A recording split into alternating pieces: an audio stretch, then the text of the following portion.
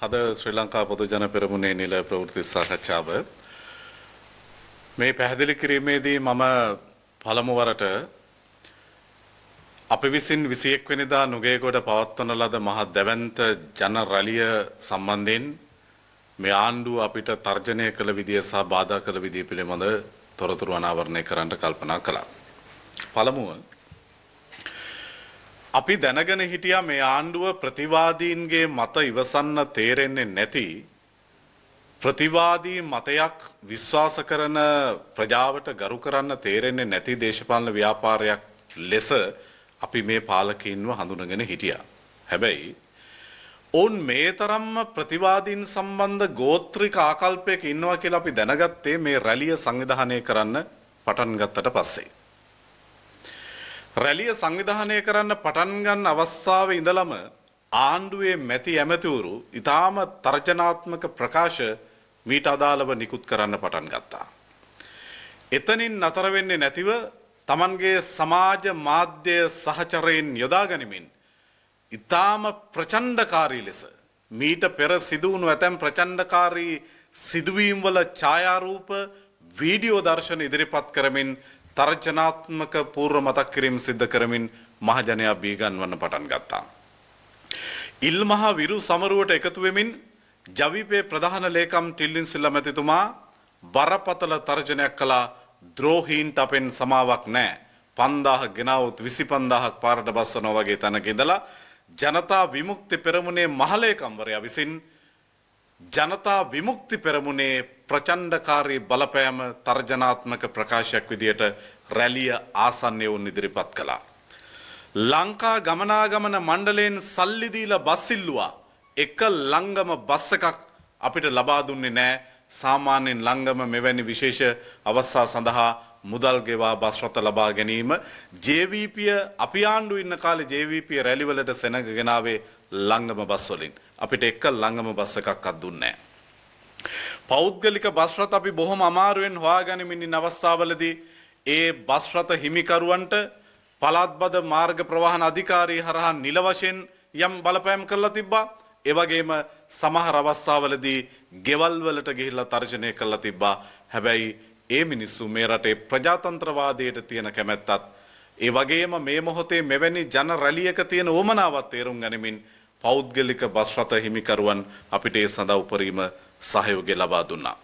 රැළියට පෙර දින තංගල්ලේ විශේෂ රැස්වීමක් තියලා තවත් බලපෑමක් කරන්න උත්සාහ කළා මේ ආණ්ඩුව. ඒ කියන්නේ මද්ද්‍රව්‍ය ජාවාරමට එරෙහිව රැස්වීමක් විදිහට ඉදිරිපත් කරමින් පොලිසිය හරහා ජනතාව කැඳවලා ජනාධිපතිවරයාගේ සහභාගීත්වයෙන් රැළියට පෙර දින රැළියක් පවත්වලා අපිව කිසියම් ආකාරයකින් ජනතාව එක්කාසු කිරීම සම්බන්ධව ඔවුන් පාඩමක් උගන්වන්න උත්සාහ කළා.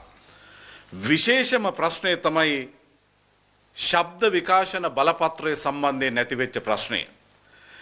මේ නුගේගොඩ ආනන්ද සමරකෝන් එලිමහන් රංගපීඨ පරිශ්‍රය සහ ආසන්න උසස් පෙළ විභාග මධ්‍යස්ථානයේ තියෙන තැන දුර මැනලා සියලු තාක්ෂණික අධ්‍යයනයන්ගෙන් පසුව තමයි අපි මේ බලපත්‍රය ඉල්ලුම් කරනු ලැබුවේ. අහස් දුර මීටර් 500කට වඩා තිබුණා පළමු ආසන්න විභාග මධ්‍යස්ථානයේට. අපි කිසිදු ස්පීකරයක් ඒ දෙසට හරවලා නෙවෙයි අපේ සවුන්ඩ් සිස්ටම් එක ස්ථාපිත කළේ.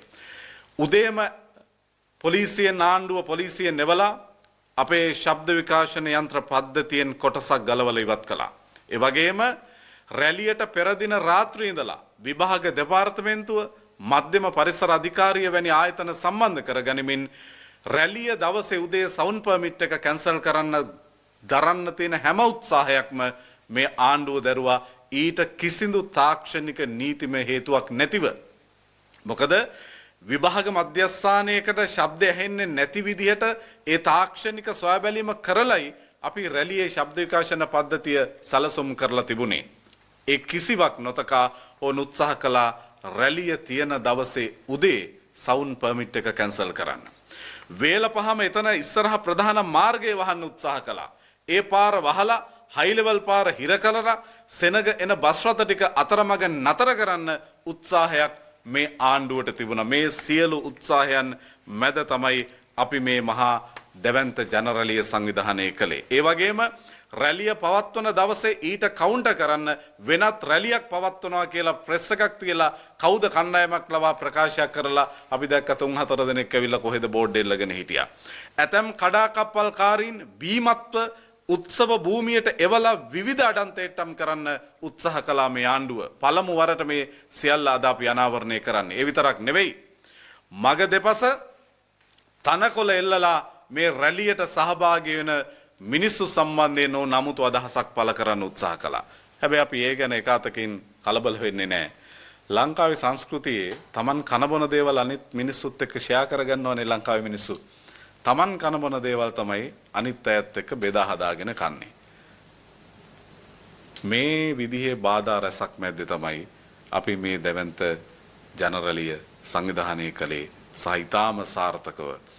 මීට පෙර විපක්ෂ කණ්ඩායම් මෙවැනි රැලි සංවිධානය කරන්නේ ලක්ෂ 50ක 55ක විතර ඡන්ද පදනමක් තිබුණු අවස්ථාවක එවැනි මැතිවරණයකින් පස්සේ. නමුත් අපි මෑත කාලීනව දේශපාලනිකව මැතිවරණ ප්‍රතිඵල ඇතුලේ සංඛ්‍යාත්මකව පුංචි ඡන්ද පදනමක් ළඟට වැටිලා තිබිලත් එය ඊටාම ක්‍රමිකව වර්ධනය කරගනිමින් තමයි මේසා විශාල මහා රැලියක් නුගේගොඩදී පවත්වන්නට අපිට හැකියාව ලැබුණේ. පස්සේ මේ සමගි ජන බලවේගයට කලබල වෙලාව ආසන සංවිධායකවරුන් පවා කැඳවලා තිබුණා සාකච්ඡා කරා. මොකද්ද මේ තුර ඔබතුමා දකින්නේ? කියන්නේ දැන් සමගි ජන බලවේගයේ සහයෝගය නැතුව යම් සාර්ථක රැලියක් පැවැත්වුවා. ඔබතුමාලගේ භාෂාවෙන් කියනවනේ ඒක සාර්ථක රැලියක්. එතකොට මේ තත්ත්වය තුල සජිත් ප්‍රේමදාස මහත්තයා බය වෙලාද? මොකක්ද දැන් සිද්ධ වෙන්නේ? අපි මුලදිත් කිව්වා සමගී ජන බලවේගය වැඩි පිරිසක් පාර්ලිමේන්තු සභිකයන් ගත්තත් යම් ආශිර්වාදාත්මක ස්ථාවරයක් මේ රැළිය සම්බන්ධයෙන් දැරුවේ. ඒ වගේම අපි එදත් කිව්වා සජබේ පක්ෂයක් විදිහට නිල වශයෙන් නුගේගොඩ නාවත් ගමේ සජබේ පාක්ෂිකයා අපිත් එක්ක නුගේගොඩ රැළියට ආශිර්වාද කරන්න සහ යම් අවස්ථාවල සහභාගී වෙන්නත් සූදානම් කියලා. සජබෙට ඒ සඳහා සහභාගී වන්න තිබුණු අවස්ථාව පිළිබඳ තීන්දුව ගත්තේ සජබේ. ඒක ඔවුන්ගේ තීරණයක්. ඒ තීන්දුව සම්බන්ධව අපට ගැටුමක් නැහැ. අපි ලංකාවේ විපක්ෂ දේශපාලන ව්‍යාපාර එකමුතුවක් විදිහට දෙවන්ත ජන රැලියක් සංවිධානය කරලා ඒකේ සාර්ථකත්වය දැන් විග්‍රහ කරගනිමින් ඉන්නේ. දැන් ඊයේ දවසේ අපි දැක්ක සාකච්ඡාවක් පවත්වලා ආපු එක්සත් ජාතික පාක්ෂිකයන්ට මේ ස්තුති කරා කියලා කිව්වා. මල්පාර කාර්යාලය. හැබැයි අපි දැක්කේ සහ හරින් ප්‍රනාන්දු මම හිටපු එතුමාගේ කටින්ම කිව්වා මෙතන ඇවිල්ලා ඉන්නේ ශ්‍රී ලංකා පොදු ජන පෙරමුණේ බහුතර පාක්ෂිකයෝ. ශ්‍රී ලංකා පොදු ජන පෙරමුණේ පාක්ෂිකයෝට ස්තුති කරන්න කෙනෙක් නැද්ද? අපි ශ්‍රී ලංකා පොදු ජන පෙරමුණ විදියට එදින කියන්නේ ඒ ආපු සියලු දෙනා නැවත ගෙදරට යනකම්ම ඒ සියලු දෙනා පිළිබඳ සොයා බලලා ඒ සංවිධායකින් හරහා සියලු දෙනාට ස්තුති කළා. ඒ වගේම පොදුවේ සියලු දෙනාට ස්තුති කිරීම වෙනුවෙන් අපි ගිය සඳුදා ප්‍රවෘත්ති සාකච්ඡාවකුත් කැඳෙව්වා. ඒ ප්‍රවෘත්ති සාකච්ඡාවේ අපි පසුතලයේ පවා ඒ ස්තුතිය වෙනුවෙන් තමයි වෙන් කළා තිබුණේ. ඒ වගේම ශ්‍රී ලංකා පොදු ජන පෙරමුණ විදිහට මේ දෙවන්ත මහා ජන ගඟ නුගේගොඩ කැඳවීමේ ප්‍රමුඛ කාර්යභාරය සිදු කළ දේශපාලන ව්‍යාපාරයේ විදිහට අපි අපේ ආසන සංවිධායකවරුන් සහ ග්‍රාමීය සංවිධායකින් හරහා ඒ සියලු දෙනාට නිල වශයෙන් ස්තුති කිරීම සඳහා කටයුතු කරමින් ඉන්නේ. දැන් විපක්ෂයේ ප්‍රධාන කාර්යභාරය එහෙම නැත්නම් විපක්ෂ නායකතුමාගේ භූමිකාව කරන්න සිදු වෙලා තියෙන්නේ නාමල් රාජපක්ෂ මහත්මයාටද?